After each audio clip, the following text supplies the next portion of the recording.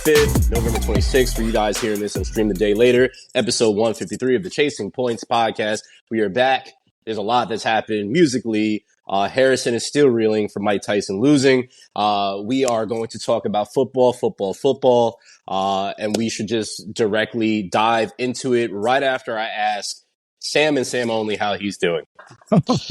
Wow. I'm doing great, man. Good. Happy Monday to you. Happy Victory Monday. That is. Thank you. Thank you, Sam. Well, I wish I could say same to you. Technically, it's a victory because you guys didn't have to worry about anything this week. So didn't play. Yeah. I said that to my son this week. I said it's good, right? We can't lose. He doesn't. He's 6. He doesn't understand the dysfunction that is the Jets, as we've outlined in the past. But well, I know you're a good dad, so I know you'll teach him the values of it's okay, or maybe steer him towards a different team. Let's just get right into this because it doesn't matter what Harrison is doing here. I'm just going to interject. This is interjection. You should interception like Kyler Murray. So go ahead. Go ahead, Harrison. Pew. I don't know why I deserve such treatment. Go to last week's episode. You'll see exactly why you deserve this treatment. I think I'm ready to turn the page on the Mike Tyson fiasco. It has lived with me for over a week now, but I'm ready to turn over a new leaf, find a new lease on life, whatever cliche you want to go with that makes me ready to move on. So thank you for asking, even though you didn't. I did not. You're right. How are you? I mean, he must be talking to you, Sam. No, I'm talking to you, Brett Hayes. How are you? No, I'm not falling for this. I don't care. Everybody, I'm fine. Everybody else is I'm not responding. All right, to Harrison. come on, let's go. Let's go. See, this is why I wasn't responding. We're on to Cincinnati. I knew what he was going to do. So everybody, I'm doing well, especially because I know Harrison got to watch his team suffer this week. So let's get into dubs of the week. Which one? Whatever one he chooses throughout the week. Which one? I'm going to get into my dub, which is Saquon. Nice. That was horrendous. It was great. I love it. Saquon Quadzilla Barkley III, also known as Saquon Barkley, has been on an absolute tear. Last night against the Rams, they lined up 8+ in the box, 34.8% of the time against Saquon. And he averaged 9.8 yards per carry. So it didn't really stop him. He is the first player to have 500+ scrimmage yards over a 2-game span since Walter Payton Sweetness in November 1977. In the last 2 games, Saquon in totality has had 58 touches, 500 yards total, 4 touchdowns. And last night alone, he had 26 carries, 255 yards, 2 touchdowns. As I said, 9.8 yards per carry, 4 receptions, 47 reception yards, and 302 all-purpose yards. What I'm basically saying to you is I just introduced you guys to the front runner of the MVP, and I don't care what anybody says to me about that because Saquon deserves it. I know it's a quarterback award now, but the way this man has absolutely been running, give him it right now. And I know I've heard over multiple platforms that Saquon needs to break the record to get it. Why does he need to do this? MVP is most valuable player. He is the one that is literally getting this to go. If we stick by the term, but I understand that we don't even do that for any sport anymore. So I will sit here and I will wave my flag for Saquon because what we are watching is something amazing. Giants fans, thank you again. I'm done, gentlemen. We could talk about the breaking off 2 70-yard runs. We could talk about all of that, but he looked like Barry Sanders out there, and that's always been his comp. And I was just going to say that, and that's not anything new. But I sat there. I know we were all watching the game, and it was just he's just so good. And I get it. I wouldn't draft a running back second. I get the if you need a running back, you take a running back. But it is a very important position. We were talking about Nick Sirianni, and he could very well still need a job in January, but still probably not. But that's what I mean. Before the bye, we were talking about this team like the wheels, like they're the Niners, like the wheels were going to fall off here. And I know the Niners were more like injury based here. We'll get into that, but he is. Jalen's not turning the ball over. He's playing well. You forget that like Devonta Smith wasn't playing last night. Like he's just so good. Like both lines. This team is just so good, and it's totally been a turnaround. And they're them and the Lions right now, a team to be in the NFC. I think it's just they're so fun to watch. 1-2. I think one more stat for you, Hayes. 3 games with 195 plus scrimmage yards this season, the same amount as the rest of the NFL combined. Jeez. So, yeah, I mean, I think, obviously running backs took a downturn over the last couple of years, but I think we're seeing the importance of having a good one. Thank you. And the rest of the league is as well, with like Derrick Henry, Saquon, Gibbs, and Montgomery, Josh Jacobs on the Packers. Like it's tough to gauge because obviously, the bad ones are bad and you really don't need to pay those. It's kind of more quantity. But when you do have a good one, you can see at the top of the standings, all of these teams have good running backs. And I think we may get a swing back to where running backs are paid again. Or maybe just the very good ones, which is harder to project. But yeah, the return of the running back is here. It's upon us. And it would be fitting for Saquon to win MVP. He would be the first back since AP in 2012. So I was going to ask what the last position player to win, or outside of a skill position or whatever. But yeah, when was that? Like late 2000s, probably 2007, 2012. Adrian Peterson won. Okay, yeah, I think that's the last one. I want to say something that Harrison just highlighted. Of this resurgence, or we're talking about this resurgence of running backs. And I know you two understand where I'm coming from when I say this, or at least I hope you do. I believe that this was just a ploy by the owners and not wanting to pay running backs because the focus and the salaries for quarterbacks are getting so high. Because last I checked, every successful team that has pretty much won a Super Bowl has had a running back that can carry a load and do what they've had to do or be extremely serviceable and do that. Without having a running back, obviously I know the traditional sense of what they used to have, a fullback that would clog up the hole, get that block, spring a running back and go from there. But CMC's been around. Barkley's been around. You've had who Barkley's chasing right now is, what's his name? Charles Johnson, or is it Chris Johnson? Chris Johnson is the record that he is trying to chase. Chris Johnson. You've had Kareem Hunt. You got Chubbs. You got Chuba Hubbard. You got Jonathan Taylor. There's so many good name running backs out there. I just believe that this was a way for ownerships to dampen that name so they can pay them less, so they can put more money into the rising positions. But I don't think it's really dropped in quality. It's a market. It's the market. Like I'm not. Yes. I wasn't an economics major. I went to class every now and then, but like, no, but, you can get a Isaiah Pacheco in the 7th round. Alvin Kamara was a 3rd or 4th round pick. Like you can find these guys and put them in the right situation to succeed. Yeah. It's so much easier to do that. You can get a Tyrone Tracy who looks pretty good when he's holding on to the football, or Brian Robinson or something like that, where it's kind of like the accent to a really good team. And I think that's always kind of been the case, whereas the cost and demand for a QB and a wide receiver and the skill positions on defense that take up a lot of the cap too, where it's a lot harder to do that. I think it's a lot to do with there's only a few that are super elite in that way, that can make a game changing kind of impact. But even a Saquon, like you put him behind a terrible line, and none of that matters because we saw that. And same with Derrick Henry last year. So yeah, it's a lot more of an investment in the line and the running back. And when you get that running back that is special, and there really is only a few. There is only a few every kind of decade where they're the ones. So, the Ravens and the Eagles are just hitting on that right now with good offensive lines in front of them. So, yeah, it's tough to say like cause and effect of like which one are you paying and who you pouring the bulk of your money into. But for the Eagles and Ravens, it's paying dividends right now. Yeah, I mean, I agree, and I'll move on from this, but I do agree, and yes, there's obviously clear standalones at the top. But Yeah. the way that they made it sound over these years is that even the guys that aren't the superstars, Saquon Barkley, CMC, and Derrick Henry, which are the top three, in my opinion, right?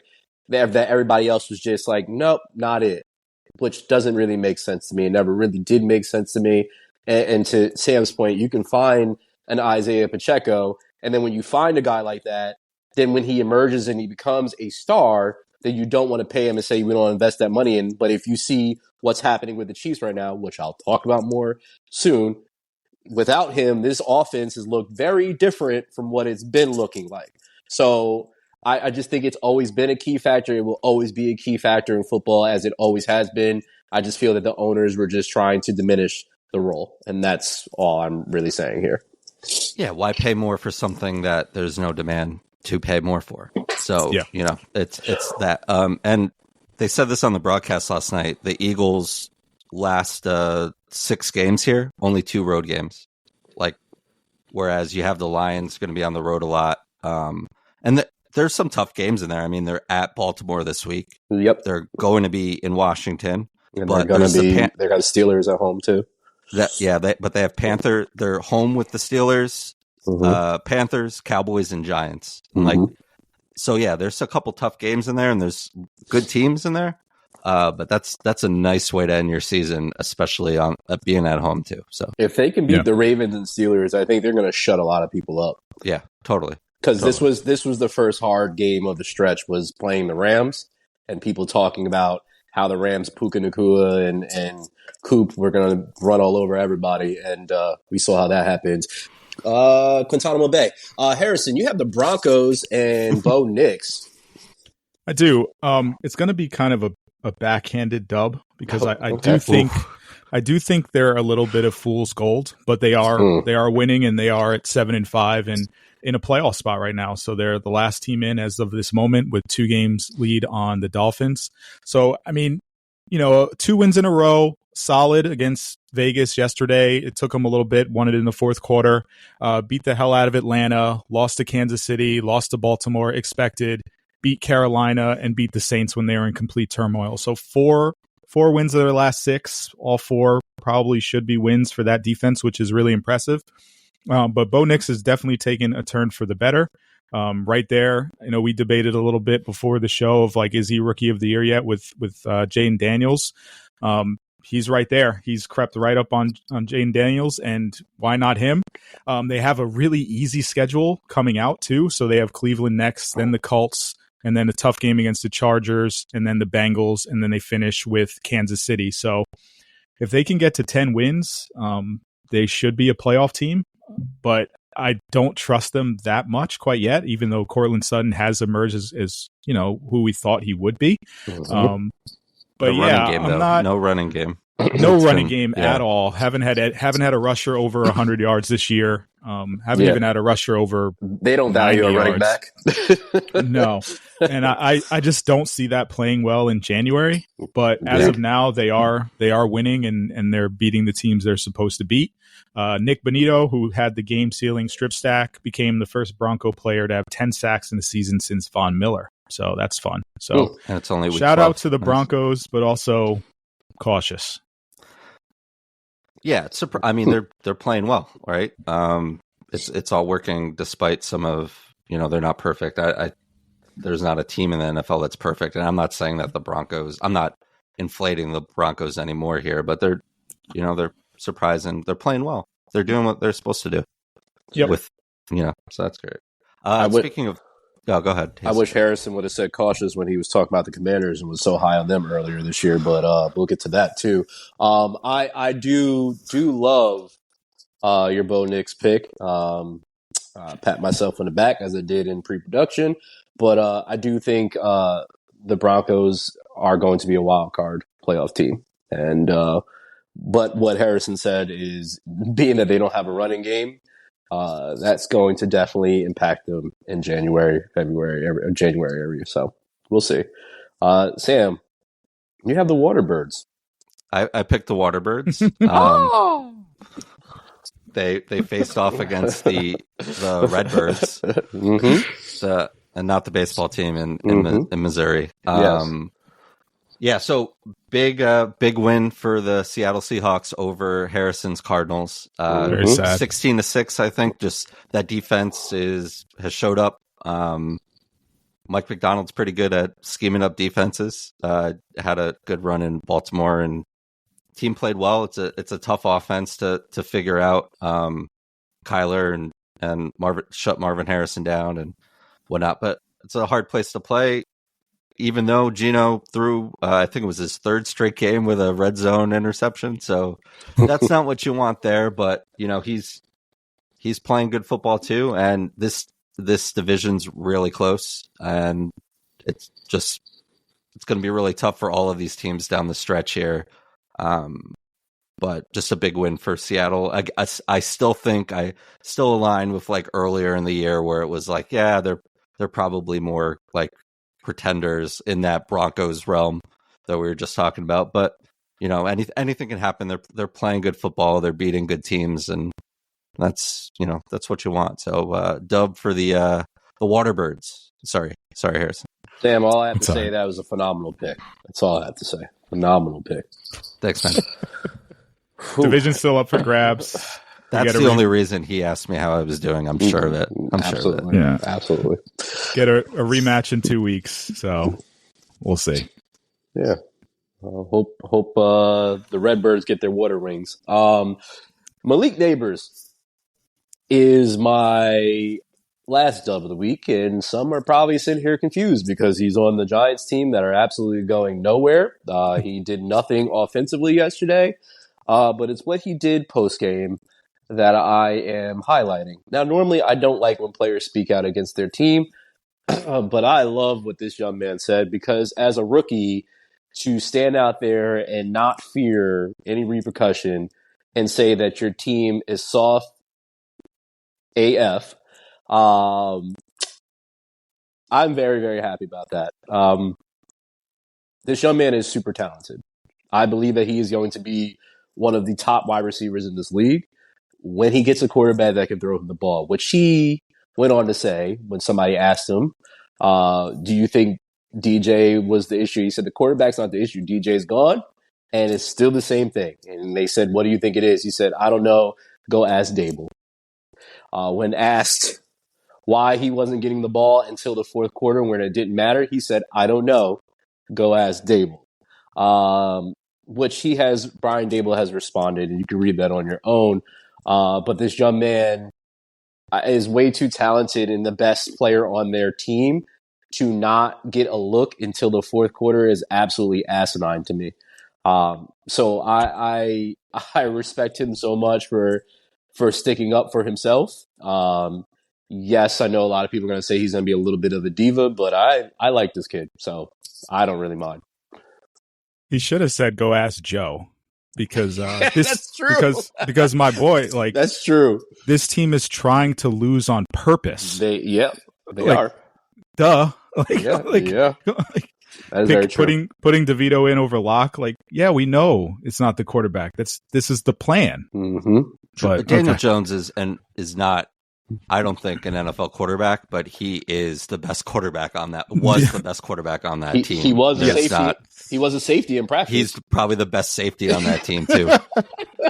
I can't. We'll get to it. Yeah, but like, dude, I will say, and a rookie, and they were egging the New York. That was the New York media being the New York media. A million percent. They want him to turn into Odell. They want to get those sound bites. They were relentless, and they were relentless with that on after the game. I saw some clips there. So, that is what it is. But yeah, it's going to be it's a long season in the Meadowlands for sure for everybody. Going to be longer. Enjoy. I'm sure Daniel Jones has cleared waivers already, and because no one's picked him up. And he said he wanted to go to a contender. That's great, Daniel. Yeah, good for him. It's great, Daniel. Go to a contender. But Harrison, you have a young future star that you absolutely trashed at the beginning of this year. So it's your time to speak about this young star. Yeah, I just want to take a mea culpa. Just hand up. Kid had a good game. He's had a good couple weeks. He has. So he was blitzed on 38% of dropbacks yesterday. He was 11 of 13 for a season high, 135 yards with a touchdown against 5 or more defenders. So against a really good Chiefs defense, which we all are really high on. So I just want to apologize to the Bryce Young family, the Bryce Young fan club, Alabama, the entire state. Damn. Nick Saban. Alabama needs to worry about more than this. They got problems of their own right now. Dave Canales, Tepper. Yeah, so, whoever. They did lose Nick yesterday, Saban. but he played well. So shout out Bryce Young. I am sorry. Cheers for to now. that. For now. You had to throw a caveat in there. I said it earlier. The only mistake he made gave Patrick Mahomes too much time. Yep. Any time is too much time for those kind of quarterbacks. And I know Hayes has some things to say about the Chiefs, but yeah, no, Bryce Young has looked pretty good since he has regained the starter job from Andy Dalton. I need to see the police report on the Andy Dalton car crash. Yeah, what's going on there? I was thinking the same thing. I'm like, does Bryce Young have a hand in this? I don't know. Wow. Got Wally pipped. Yeah, I don't know. I'm just asking the important questions. I'm not touching that one. Sam, you have the Packers. Yeah, man. Packers 6 wins in 7 games here. Just running the ball a ton. Jordan Love looks good. And it's kind of like Matt LaFleur has just bought into. We talked about this when Jordan Love was hurt, and he just bought into what Malik Willis can do. And I just feel like the same thing with this is Jordan Love. Like, let's just create a scheme around what Jordan Love. He's aggressive. He will, I don't want to put out comps here and names and stuff, but he's just they're scheming him, the team up really well around him and playing really well. And look, in any other year, they would probably be at the top of that division, but they have 3 losses. And the Vikings only have 2, and the Lions just have 1. And really, the NFC North has been a lot of fun. And the team that I know I was really high on to start, the season here, the Bears are, pretty far in the rearview mirror here. But just kudos to the Packers, and I feel like they're not getting as much attention because of the other teams that are playing great in their division. That said, the Niners are banged up, not playing great football, but still have to win these games. And I think the Packers are right there in the NFC as a team to not want to play. Certainly, aren't the 49ers a game behind? Aren't they a game back?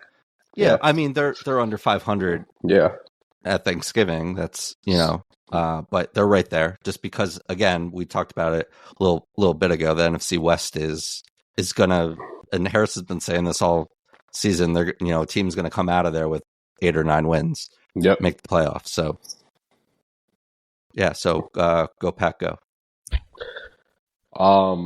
I enjoyed you trying to find the words for Jordan Love. That was entertaining to me. Sorry. Yeah, don't clip that. No, it was okay. We might clip it. I might sneak one out.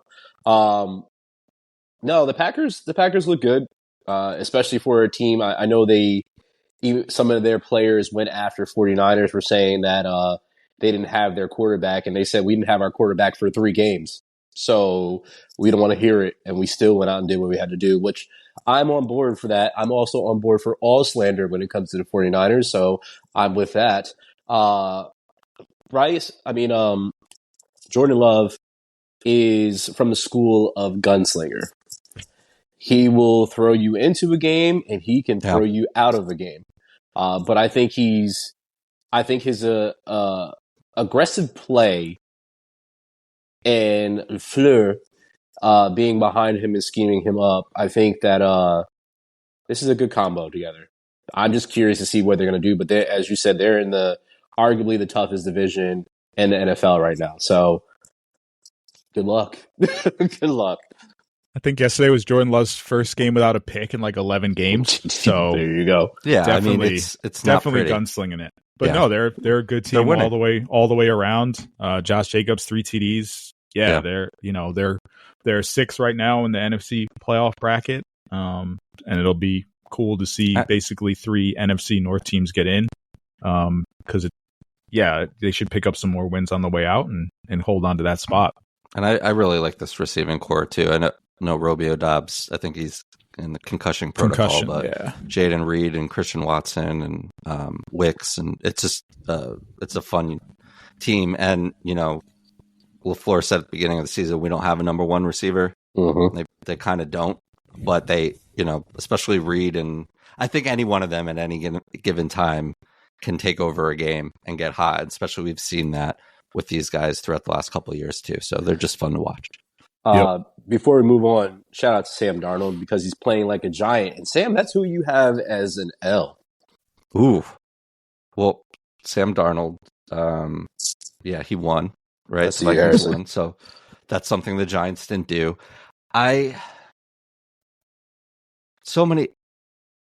This is funny because I was explaining the situation to my father on Friday, the Daniel Jones being released. And I said to him, if only I could have said I told you so a couple years ago, if there was a way for me to do that. And then as I'm driving home, I was thinking about it. There is a way for me to tell you I told you so, because I'm sure we talked about it on the podcast and I'm too lazy to find it. But like this, I'll find it. Like this is just, the Jets got a lot of heat for being a clown show, and rightfully so. I'm not defending the New York Jets here. I'm a Joe Douglas stan, and I'm very upset that he's not here. But all things considered, I'm sure, as I think Hayes, you said to offline at some point this week, he's going to go win somewhere else, and that's probably the case. But here at the Giants, man, just the optics on this from Hard Knocks, or even previous to like tagging Saquon and then pointing the finger, and then the comments that, whether it's Joe Shane or John Mara, it's just, it's bad, man. It sucks. But it's kind of like, I told you so. Like, we didn't see this coming. So you thought like, okay, you're going to put in an injury designation thing and just bench your starting quote franchise quarterback, and you're going to make him the 4th string QB in the practice squad safety, like, or for real, like this is going to happen. Like, and I think Daniel Jones is a good dude. He seems like a really good dude, and I'm glad the Giants did right by him, and that situation kind of has resolved itself in that regard. But just clowns. Like, it's not what you want. It's Go ahead, Harrison. Pick one team. Who would you rather be going forward? Who's going to be better going forward first? The Jets, the Cowboys, or the Giants?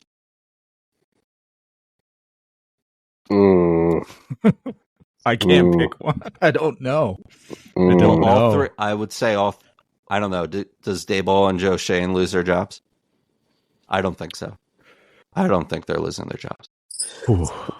At least, I mean, I would fire Joe right away. I would give Daboll a chance and get rid of Joe, but that's me. To answer your question, Harrison, I would rather not have any of them. That's a good question. But if I had to choose, like when you say like successful or like going forward, like what is like what's the arc? Like make the playoffs? Yeah, make the playoffs. Which team makes the playoffs first out of these 3? In the near future, it'll probably be the Cowboys. Okay. I'm leaning that way, but I really don't know. I really don't know. They all have their own issues. Close second is the Jets. I think the talent on the Cowboys and the Jets is far more than the Giants. Although there are players on both sides of the ball for the Giants that I like. I think, maybe I'm wrong, and I feel like I'm a pretty objective Jets fan most of the time. But yeah, considering a new coach and quarterback, and I still think the foundation of the Cowboys and the Jets are in a much better place where the Giants are. If they get Shador, Cam Ward, or Jalen Milroe, meaning the Giants, I think that they will turn it around quicker. Maybe they have so many issues. It's a hot take. I'm not. Yeah. I don't trust anything with Joe sitting there. Shout out to the young man. Now, if you guys didn't watch Hard Knocks, the young man that said, I essentially saying to him, I think we should pay Saquon because other teams are going to pay him, and he's kind of the best player we have.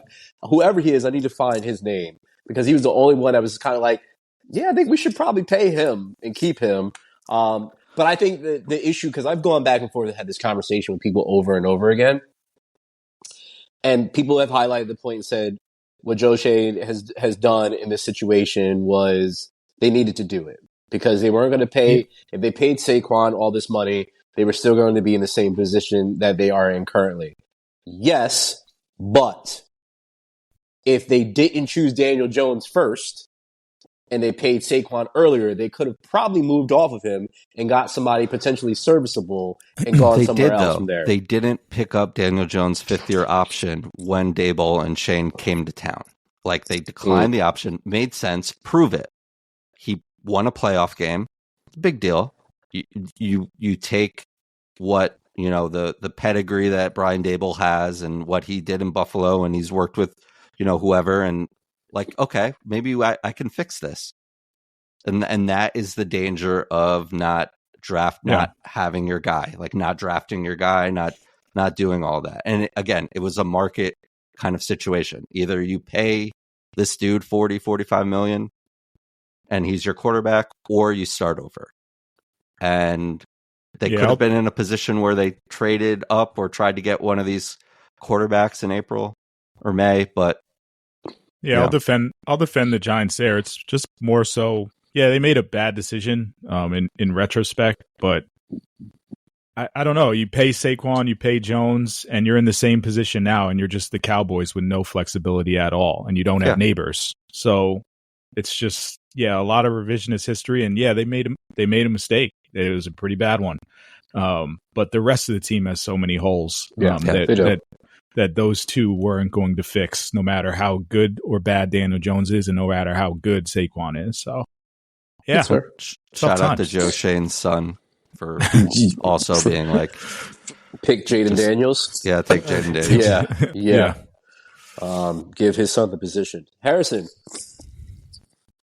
you and I have a connecting L here. We do. I have your Commanders, which were your Commanders at one point. Why? No. Why? What are we doing? You weren't on here championing the Commanders and Jaden Daniels? I said they were very good, and were they not? I didn't ask that. I said, were you not on here championing the Commanders and Jaden Daniels? You were. The answer to that is you were. Anyway, were we all not high on the Commanders? Commanders and Dallas played yesterday. Don't put this on me.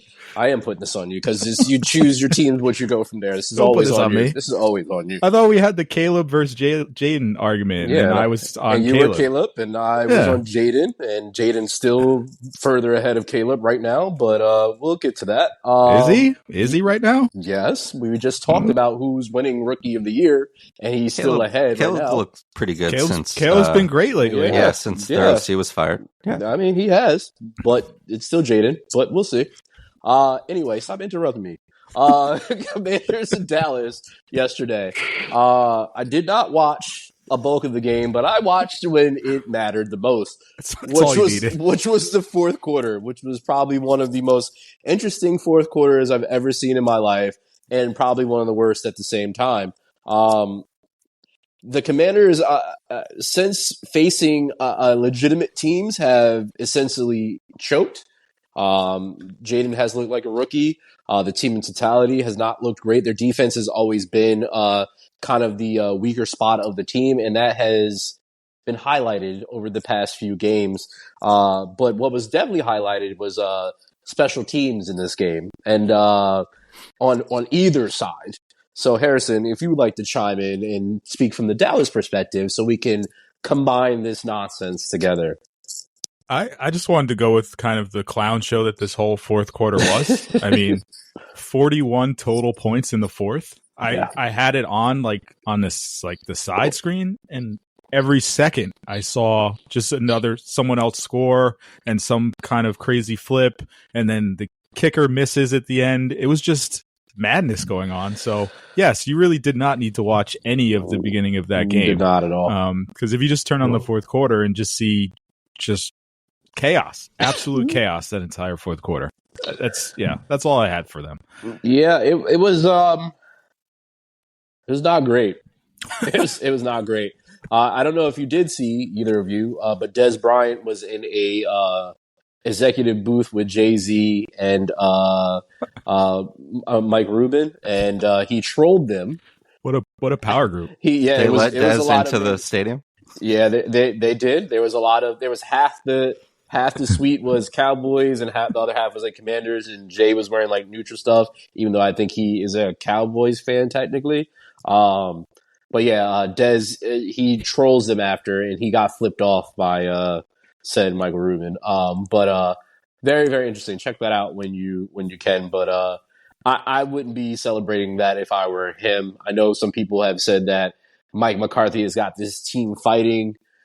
They still suck. So let's just keep it where it is and put it in perspective. It was just two not so great teams at this point in time, even though the Commanders are better, playing each other. So yeah. Sam, you can go to another not so great team at this time. It's the Niners. Yeah, lost to the Packers. I know they were without their quarterback, Hall of Fame left tackle, Nick Bosa, Ward, a bunch of other injuries there. The team's just hurt. They're not playing well. They're in a tough division. They are a game under 500 at Thanksgiving. Not what you want. And now they go across country to play the Bills on, I think, Sunday night, right? Next, after Thanksgiving. Who knows if Brock Purdy plays? And I didn't know that Brandon Allen had a broken finger. I don't know why Josh Dobbs wasn't the quarterback, because clearly he was having trouble with, it wasn't his throwing hand, but still, having your left hand have a finger broken is not ideal if you're, quarterback, being a quarterback for a team here. But I do enjoy the Kyle Shanahan offense, and I talk about it a lot.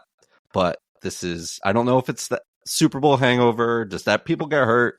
CMC's not, didn't have a preseason. Here he is 3 games in, not looking like CMC. Debo didn't do much. Ayuk's out for the year. Again, a lot of injuries here and there, but they're still in it, to your point earlier, Hayes. They're a game out of the West, and I guess that's a position where you want to be here. But to that same point, Malik Willis was a starter for the Packers for 3 or 4 weeks, and they had a winning record there in games they needed to win. So, here we are. Still a lot of season left, but it hasn't gone the way you wanted in the Bay, if that's for sure. Gone the way that I wanted in Poughkeepsie. Harrison, you have anything to say about the Niners? No, we could probably just add mine with the Rams, since we're 2 NFC West teams. Kind of the same situation. Yes, we're 1 game out, but it's just not going in the right direction. They did pick up a win before getting blasted by the Eagles against the Patriots, but we know how good the Patriots are, and it just shows the discrepancy in talent in the league. So we go from one kind of end to the other. Their line is questionable. Their defense hasn't been great, and 5-6, sitting there with the Niners at 5-6, and then you got Seahawks at 6-5 and Cards at 6-5. I could see some gap being built in there between the Cards and the Seahawks, and then the Niners and the Rams towards the bottom. But NFC West is wild, so I won't even say anything at this time. But that's, I guess, how I think it shakes out. But who knows? It's a very interesting division, needless to say. Gentlemen, if I read you a score that was 30-27, you would say that was probably a really good game. You would probably say it's probably 2 evenly matched teams that went against each other and fought very hard for 4 quarters. You probably wouldn't think it was the defending Super Bowl champs against one of the worst teams in the league. Would you think that? Well, it was. It was the Chiefs and the Panthers and the Chiefs almost blew it against the Panthers. But to Sam's point earlier, they do have Patrick Mahomes. But at what point is that not enough? Now, I know a lot of people are going to say, including the three of us, Patrick Mahomes is more than enough. But the way that this offensive line plays is going to have Patrick Mahomes scrambling for his life and put him in a position to be one strip sack away, one interception away from actually losing the game in a key and pivotal moment. And I say that because I know we kind of want to see them go back. We believe that they're going to go back to the Super Bowl, and they have these wishy-washy seasons, and they always end up there in the end, regardless of what the storyline is. I'm going to even go even further. Their defense, that has been a showstopper for quite some time now, they don't even look like themselves at this point in time. So I believe there's a lot of problems with the Chiefs, even though they're at 10-1. But I will be the first person to say that I've seen a team start 10-1 and see what happened on the other end of that. Obviously, that team does not have Patrick Mahomes, but they have a guy that is comparable in stats. You can look that up on your own. But I don't like how that played out yesterday. I don't like how their last games have played out. Obviously, they played the Bills, and the Bills are really we know they're always a Super Bowl potential contender, and it's always runs through KC, and they always do good against KC in the regular season, but it only matters in the playoffs. I have a weird feeling about the Chiefs this year, and it's not one of those feelings that we say, oh, well, this is what they do all the time, and here they are again. I don't feel that this year. I honestly don't feel that this year. And all the games that they've been playing has kind of been close. I don't know why I gave a thumbs up. I guess it's because I had that. Let's see if it does the special. Yep, fireworks. There we go. Whoa. Yep. We unlocked the premium edition. So, for all you watching on YouTube. You're welcome, Harrison. But yeah, I just don't. Something about them, even though I know Patrick Mahomes over there, even though I know Andy's over there, I do not feel like they're going to repeat this year. It's just something's really just off. And that's my 2 cents. They do look very vulnerable right now. But yeah, the Patriots did this shit a lot too. I know. Chiefs did it last year. I know. Yeah. They definitely don't look like themselves, but they're going to keep winning because their schedule is pretty mediocre coming up, pretty easy. They got Raiders, Chargers, Browns, Texans, who look not great either right now. Pacheco's back. Yeah, all they got to do is win 3 games because they're going to win the division, and then they're going to get the bye, and then they'll have home field advantage, and it's impossible to play them there. So I don't know. Yeah, they look super vulnerable, but none of this really matters right now. You know, Spags is one of the top tier defensive coordinators in the game. Their run defense was elite. They got ran over last week. You know, yeah, there's certainly some holes there. Mm-hmm. Bryce Young has improved, but it's, is what it is. So, but yeah, I mean, it's one of these things where, we'll see when they turn it up when they need to. They won the game. Great teams find a way to win games. They do. Even if it's by, I think we ran the stat a couple weeks ago, how many like nail biters, close games they have won this season it's a lot higher than the undefeated Patriots season or the Dolphins, 72 Dolphins or something like that. But yeah, good teams find ways to win games. And Mahomes has had to play a different kind of offense since Pacheco went out, since D-Hop. He's had some pretty good stats since DeAndre Hopkins came to town. They're still trying to figure out what works for him, but I won't, not going to count them out because we've been here before. But yeah, they're definitely vulnerable. You're absolutely right, Hayes. I also don't think there's much correlation with like what happened on Sunday with what's going to happen in January. I think they're just that type of team where it's just different for them come playoff time, like the Patriots did. And yeah, we can look back and definitely say, oh, they lost the AFC Championship round to the Bills because of a game against the Panthers and how they look then. But I just don't. They're just so much of a veteran group that it's week to week with them, and if they have the right game plan going into the playoff game, it's none of this matters. Yeah.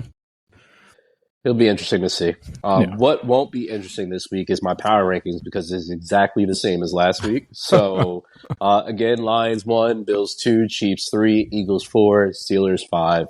Nothing needs to be talked about here. But what needs to be talked about here is Harrison's powerless rankings. Where are we at, Harry? I mean, not much changing either. I threw the Jets in here at 28 just because. There's a couple 3-8 teams. They're one of them, and they seem like, the most dumpster fire of the 3-8s right now. Panthers at 29, although they look good. Or, I don't know. That game was weird. 30, the Raiders. 31, the Giants. And 32, Jaguars. They had a week off, but they get to keep their spot at the bottom. That's where they deserve to be. Yeah. Because that's what they invest into that team. People, I just want to tell you, there's if you invest in yourself, there's success stories. Okay? And I'm living proof of that. I went 9-3 this week, and I've climbed back into tying with Sam here. I'm 116-56, and so is Sam. It was rough out the gate. I was at the bottom of the barrel, but I kept climbing, and here we are. Believe in yourself. Sam went 8-4. I think I need a recount. The ballots are burnt. Sorry. Sam went 8-4. Harrison went 7-5. Sam and I are tied. Harrison is doing God knows what. He's still just out here. I'm the Panthers right now. Jeez.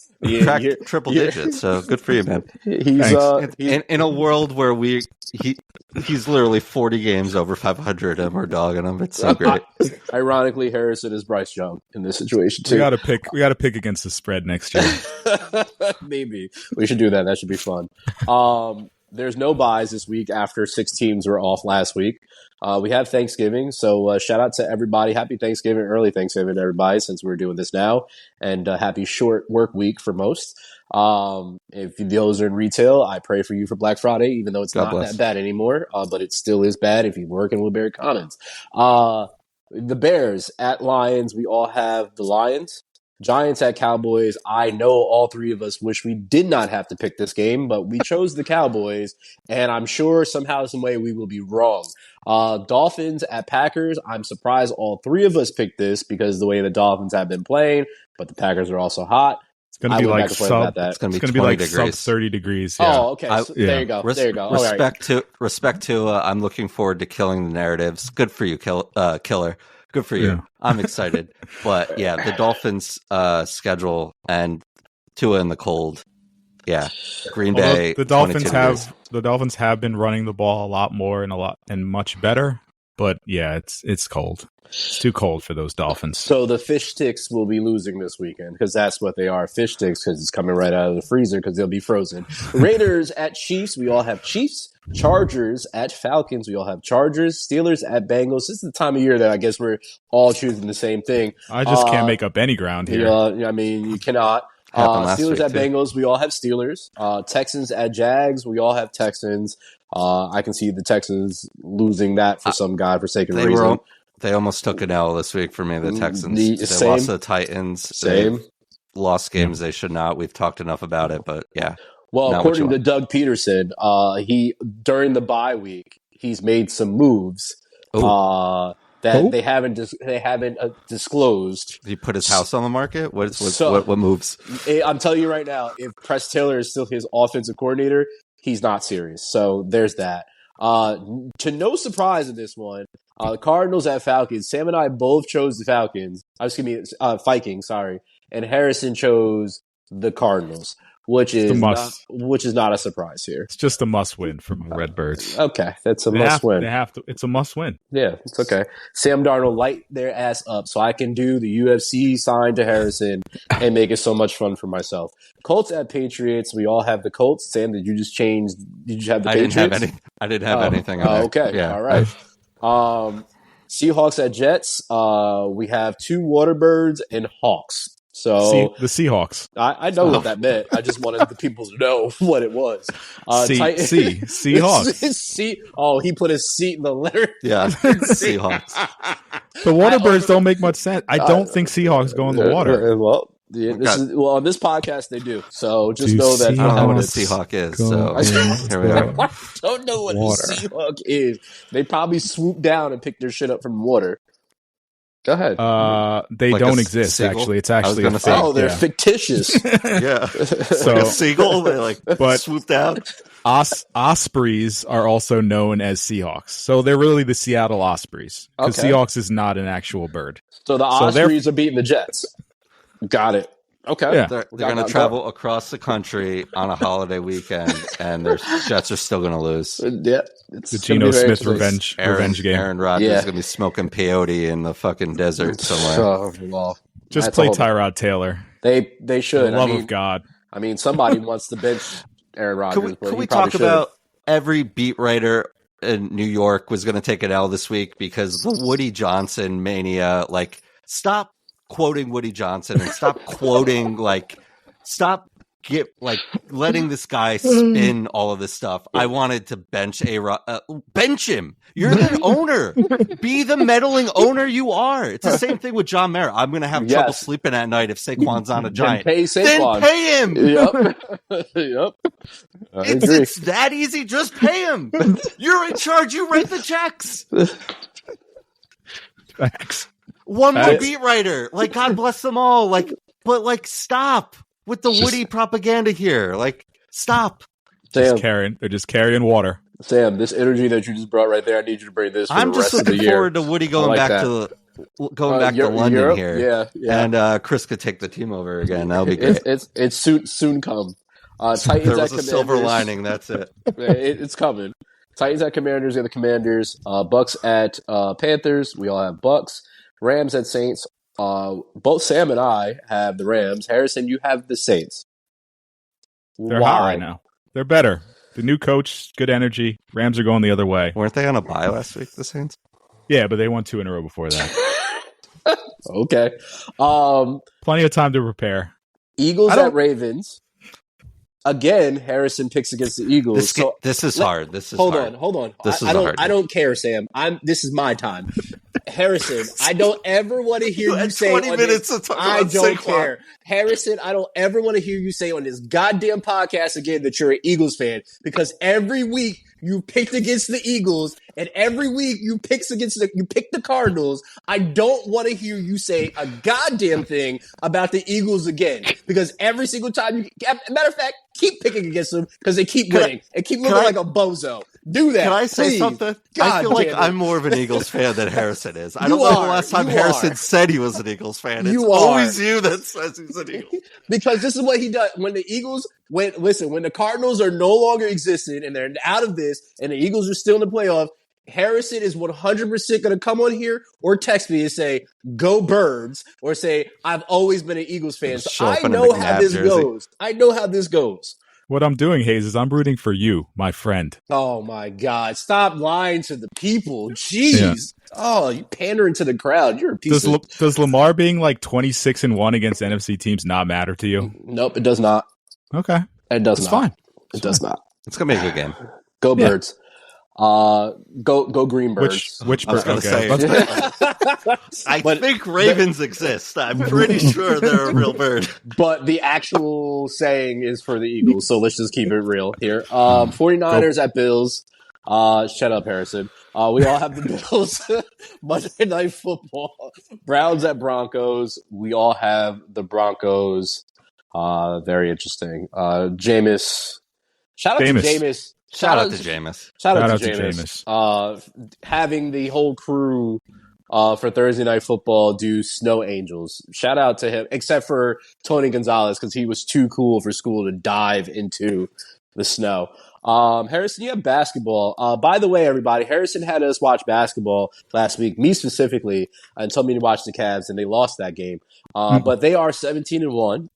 They said they still look good outside of that one loss to the Celtics, who are still looking good. Celtics, correct? Yeah. I mean, Okay. you're going to still lose behind. one game. It's defending NBA champions. Yeah. They brought their whole roster That's back. fair. And they got host. That call at the end was terrible. It was terrible. I agree. But yeah, they rebounded with a 28-point win against the Pelicans, who are probably one of the worst teams in the NBA. I saw them live, and they were. I've never seen anything worse. They're trotting out like Alfred Payton at point guard. Their lineup is disgusting. Yeah. Like disgusting. Jordan Then they Hawkins beat back. Deontay Murray's coming back, right? Sure. Yeah, Go. right. I only know that because my fantasy basketball team. Then they beat That's the in second Raptors place. by. Oh, good job. Thanks, Nice. man. Thanks. Yeah, second place. Yeah. Then they beat the Raptors by 20, so they're still rolling 17-1. Shout out to Cavs. Warriors, top of the West. I wouldn't have saw that coming. I don't think a lot of people would have. And, you got Clay and the Mavs in ninth. I kind of did see that coming. I said, I think that the chemistry there was interesting, and I didn't love it. But Luka's still flopping right now. Not enough. And then the 76ers are an absolute dumpster fire. The 76ers or your 76ers? They are your 76ers. Yeah. My 76ers are an absolute dumpster fire. There we go. It couldn't be worse. Like they literally hate each other, and it's bad. Like the players hate each other. Yeah.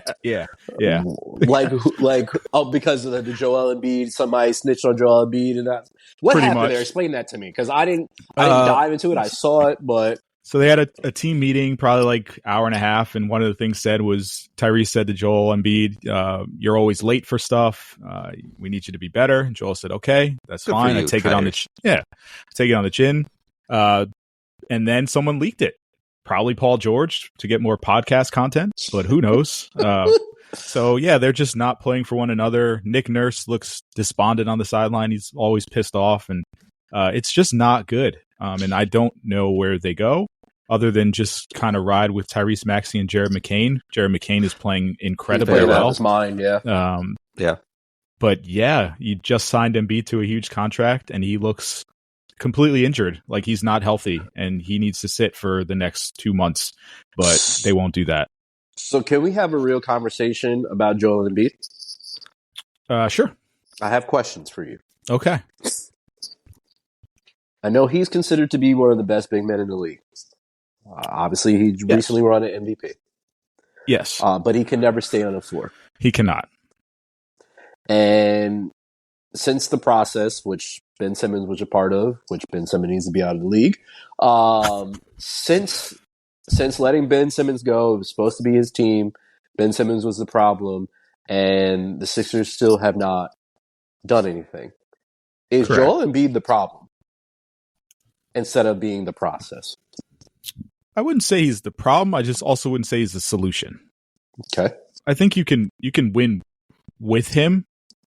Okay. Maybe not as your first option, because it's just so reliant on his health. Like when he is healthy, he is the best. I'll say the best player in the league. He's the best player in the league when healthy. Unfortunately, that is not very often, and that's always been the case with him. Even at Kansas, like he was always injured, and then even his first year in the league broke his foot and came into the draft hurt.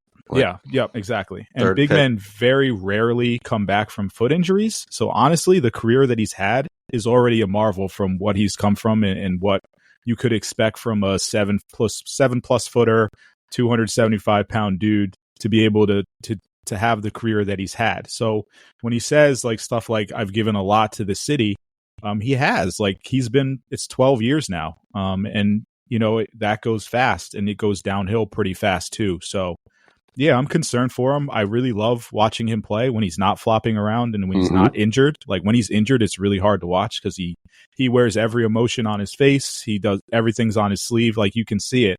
And he's not the best, leadership quality wise when he's out there and not playing well. He's definitely a moper. He's definitely a flopper. But when he is healthy, he is the best player in the league. I just don't think we'll ever see that again. So very concerning for the 76ers. You answered all my questions, but I didn't mean to happen to ask more. So thank you. You're welcome. Thank you for asking. I said it before the season started. I don't know much, but I don't think this 76er team is going to work out. And no, so far, so good. Yeah, you're right. One game out of the worst record in basketball right now. 3 wins through 16 games. So not what you want. Cooper Flag, maybe? Does that solve anything? I don't know. But it helps. I think, they're going to have to take the front office is going to have to take a long look in the mirror and see what direction they want to go with this. I mean, I don't know how you trade Embiid at this point. I don't know what the market for that 50 is. 50 cents on the dollar compared to what, what he would be healthy. I don't. Yeah. There'd be That's why I think you fewer just have stars that'd be worth more as far as assets go. Yeah, totally. Yeah, I think you just have to sit him until he's healthy. Like, stop trying to trot him out there just to get wins. Like, you just take what you can with Tyrese and Jared McCain. And if that's not good enough, then you're in a position for a pretty good draft pick, and then you see from there. But this year is going to be a long one. Sam, don't ever talk about Cooper Flag going to anywhere else. The Great White needs to come to Brooklyn, which is why they have already made Cam Thomas available and so many other players available, because they're basically saying we are tanking for him. The tankathon begins. It has absolutely begun.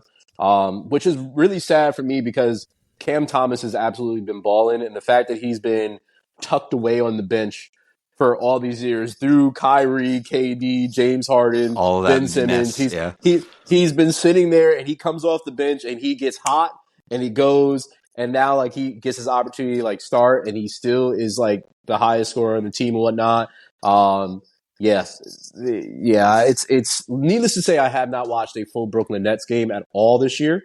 I don't know if I will be able to because I can't stomach it. But tank for the Great White Hope. Let's do it. I would take Ace Bailey too.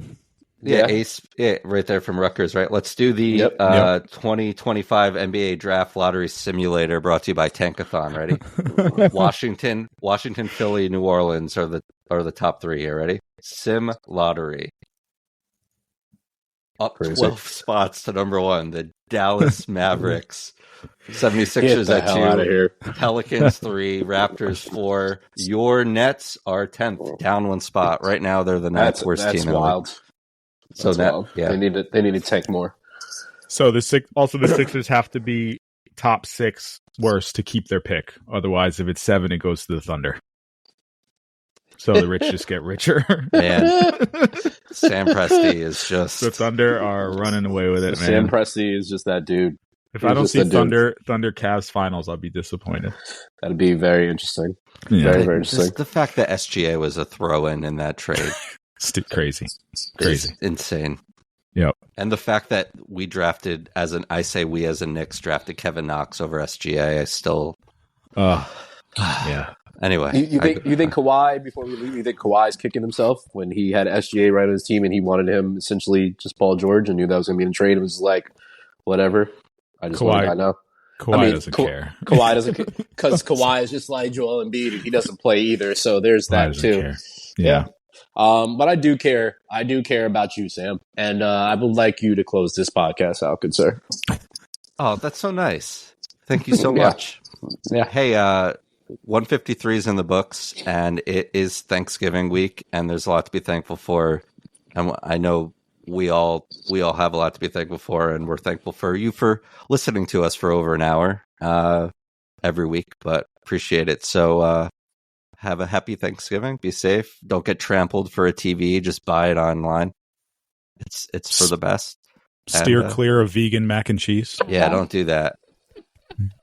Steer clear. Oh my god! Yeah. Any vegan listeners coming at you hard? Come at me.